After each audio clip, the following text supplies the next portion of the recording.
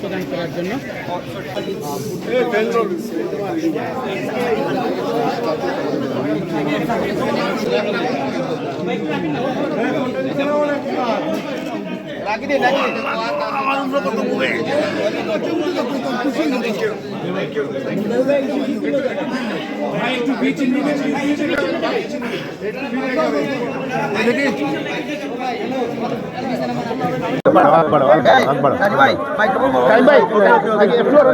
মাধ্যমে ইনশাল্লাহ কালকের দিন থেকে এই দেশের উপর, এই রাষ্ট্রের উপর, রাষ্ট্রের মানুষের মালিকানা আবার পুনঃপ্রতিষ্ঠিত হবে।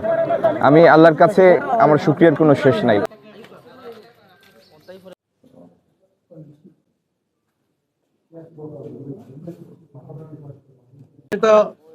সিলেটবাসী এবং সম্মানিত সাংবাদিক বৃন্দ, আলহামদুলিল্লাহ খুবই সুন্দরভাবে ভোটটা দিলাম।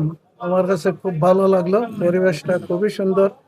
আমি আশা করি এভাবে যেন সারা দেশের পরিবেশ হয়, তাহলে যেভাবে জনগণ উৎসব মুখরভাবে ভোট দেওয়ার জন্য সেন্টারে আসতেছে, দেশের বিভিন্ন জায়গা থেকে বাড়িতে যাচ্ছে, এটা গোটা জাতি সারা বিশ্ব দেখছে।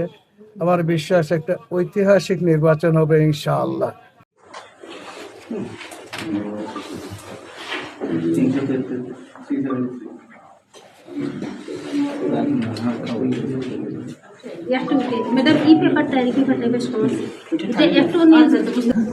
না, ভোট দিচ্ছি দীর্ঘদিন পরে, আমরা যে ভোট দিতে পেরেছি সেজন্য মহান আল্লাহর কাছে শুকরিয়া আদায় করছি। জুলাইয়ের অভ্যুত্থান যারা শহীদ হয়েছেন, যাদের আত্মত্যাগে আজকে আমরা স্বাধীন এই গণতান্ত্রিক অধিকার ফিরে পেতে যাচ্ছি, তাদের প্রতি শ্রদ্ধা এবং তাদের আত্মার মাগফিরাত কামনা করছি। সেই সাথে কষ্টও আছে, ইলিয়াস আলী সাহেবকে আমরা এখন ফিরে পাইনি। তো ওনারা বর্তমানে আমি এলাকা সংসদীয় আসন সিলেট 2 থেকে নির্বাচন প্রতিদ্বন্দ্বিতা করছি। ভোট দিতে আসছি সেন্টারে, আজকে ভোট দিয়েছি। এখন পর্যন্ত এখন যদিও সকাল এখনো অবধি আসছে, ভোটাররা কেবল আসা শুরু করেছে। তো পরিস্থিতি স্বাভাবিক আছে মনে হচ্ছে এটা। আর পরবর্তীতে আমরা যদিও বিভিন্ন জায়গায় রাত্রে থেকে বিভিন্ন ধরনের, আমরা মিডিয়ার মাধ্যমে বিভিন্ন ধরনের ষড়যন্ত্রের আভাস পাচ্ছি, ষড়যন্ত্র দেখতে পাচ্ছি। ভোটটা শেষ না হওয়া পর্যন্ত আসলে সেসব দিয়ে কিছু বলা যাচ্ছে না।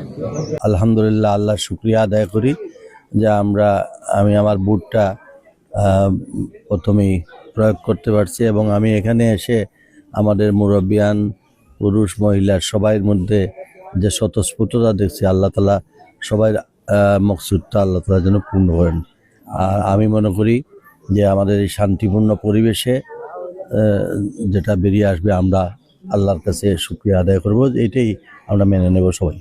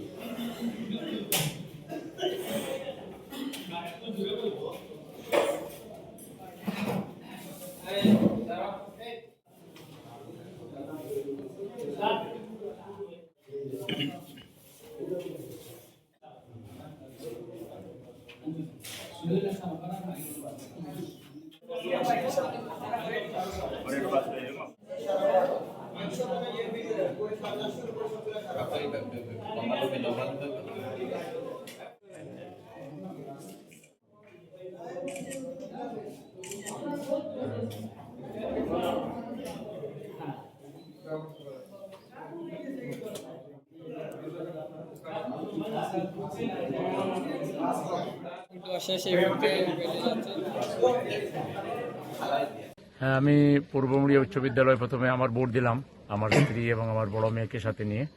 তারপরে নয়াগ্রাম সেন্টার পরিদর্শন করলাম। আলহামদুলিল্লাহ, ফল তো ভালোই দেখতেছি।